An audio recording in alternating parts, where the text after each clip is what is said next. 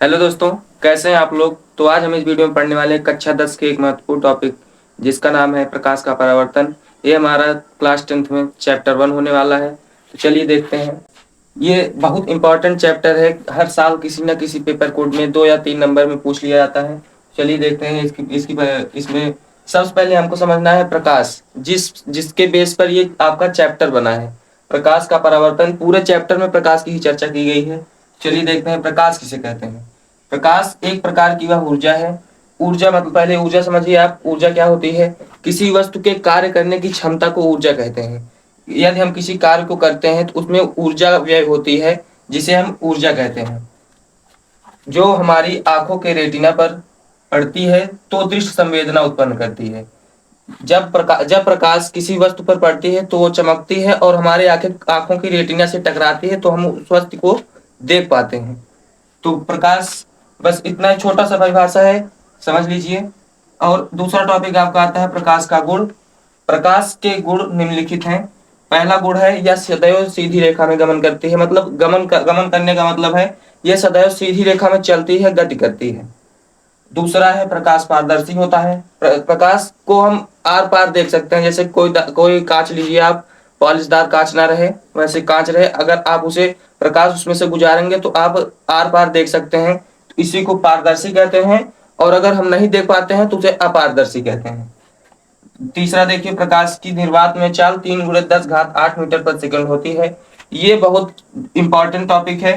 प्रकाश की निर्वात में, या हर बार कहीं ना कहीं किसी न किसी पेपर कोड में पूछ लिया जाता है कि प्रकाश की निर्वात में चाल कितनी कितनी होती है। तो ये आपका हो गया, प्रकाश की निर्वात में चाल 3 × 10⁸ होती है। और चौथा हो जाता है आपका, प्रकाश स्वयं नहीं दिखाई देती है। प्रकाश को हम स्वयं नहीं देख सकते हैं, लेकिन इसकी सहायता से हम वस्तुओं को देख सकते हैं। तो आज के इस दो टॉपिक में बस इतना ही। चलिए अब दूसरा टॉपिक देखते हैं। समझिए, फिगर से आप परिभाषा समझ लेंगे। एक पॉलिशदार सतह है जिस पर चांदी द्वारा कलई किया गया है। पॉलिशदार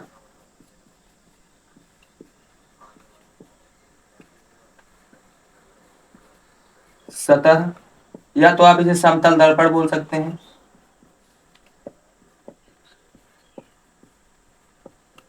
जिस पर चांदी द्वारा कलई किया जाता है। तो इस पे प्रकाश जब टकराती है, इसके किसी बिंदु पर जब प्रकाश टकराती है तो वह उसी माध्यम में टकरा कर वापस लौट जाती है। उसी माध्यम में टकरा कर वापस लौट जाती है। और आने वाली किरण को हम कहते हैं आपतित किरण। आपतित किरण।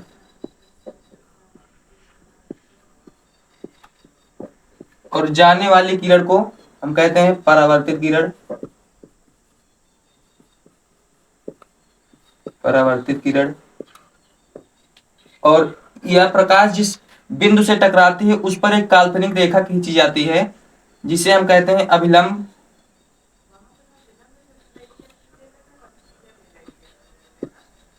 अभिलंब। जिस कोण से अभिलंब रेखा खींची जाती है, इस कोण को हम कहते हैं आपतन कोण। आपतन कोण आई। और इसे कहते हैं, इस कोण को कहते हैं परावर्तन कोण आर। तो इसी पर परिभाषा आपकी बनती है। परिभाषा चलिए देखते हैं। किसी पॉलिशदार सतह पर प्रकाश के परावर्तन में लिखिए, जब किसी जब किसी पॉलिशदार सतह पर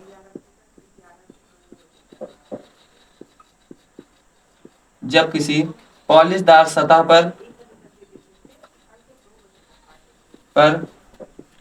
प्रकाश जब किसी पॉलिशदार सतह पर नहीं, फिर से सॉरी सॉरी फिर से लिखिए।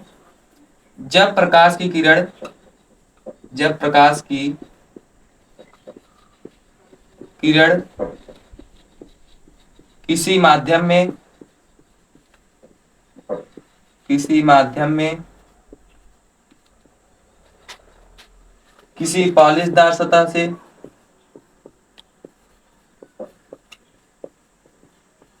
किसी पॉलिशदार सतह से टकराती है। यहाँ पर देखिए प्रकाश पॉलिशदार सतह से टकराती है और वह उसी माध्यम में वापस लौट जाती है।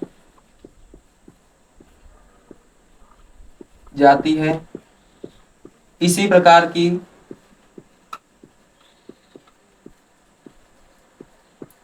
घटना को प्रकाश का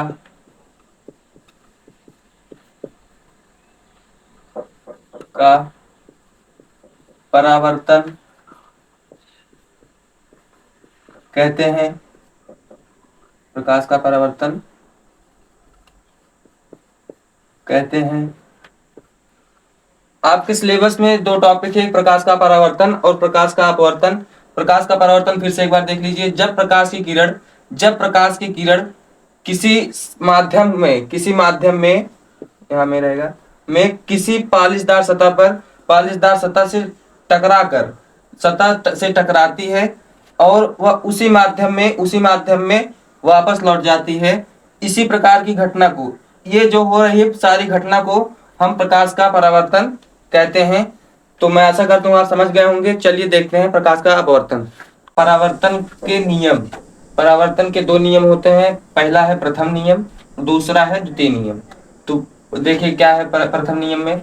परावर्तन के प्रथम नियम के अनुसार आपतन कोण I सदैव परावर्तन कोण R के बराबर होता है। पहले नियम में यही बताया गया है कि देखिए पहले तल बनाइए।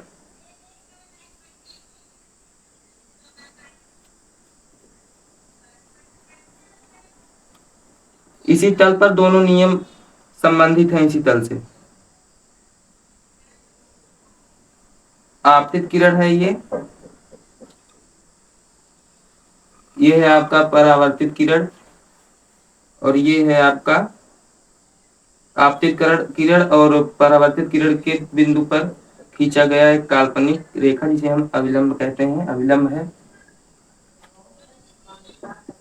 आपतित किरण है।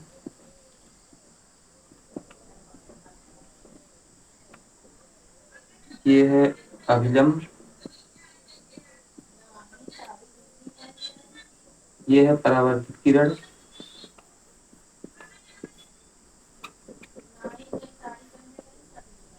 तो इसमें इसे हम क्या कहते हैं, आपतित किरण। इसे कहते हैं कोण I और ये है परावर्तित किरण, आपतन कोण और ये है परावर्तन कोण R। ये दोनों कोण सदैव बराबर होते हैं। कोण I इक्वल टू कोण R, ये आपका प्रथम नियम। और दूसरा नियम है आपका द्वितीय नियम। परावर्तन के नियम के अनुसार आपतित किरण, परावर्तित किरण तथा अभिलंब एक ही तल पर रहते हैं।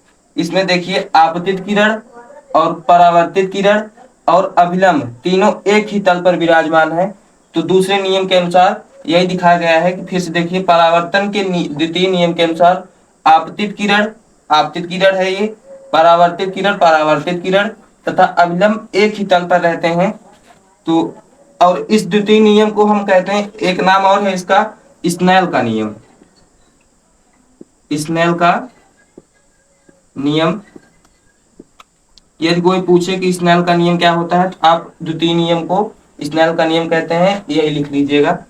तो चलिए खत्म हो गया, दूसरा देखते हैं। फिगर समझिए तब परिभाषा समझिएगा। फिगर हमारा है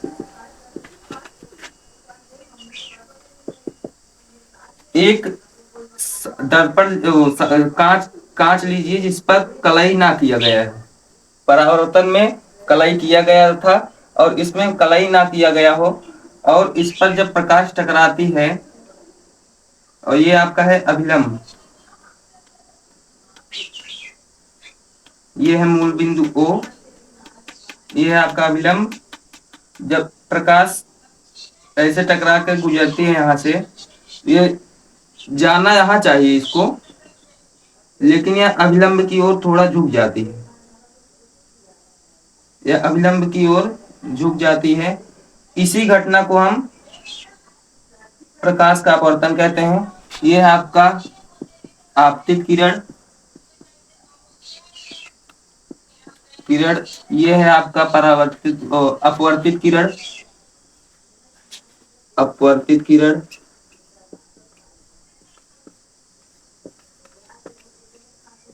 और ये आपका है अभिलंब।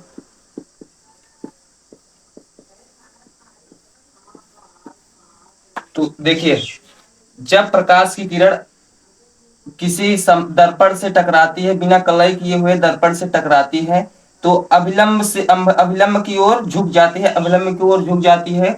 देखिए, जब प्रकाश की किरण किसी माध्यम में चलती हुई किसी बिना कलई की हुई तल से, कलई नहीं किया गया है इस तल पर, तल से गुजरती है, तो वह अभिलंब की ओर थोड़ा झुक रही है। देखिए, अभिलंब की तरफ झुक जाती है। इस प्रकार की घटना को प्रकाश का अपवर्तन कहते हैं।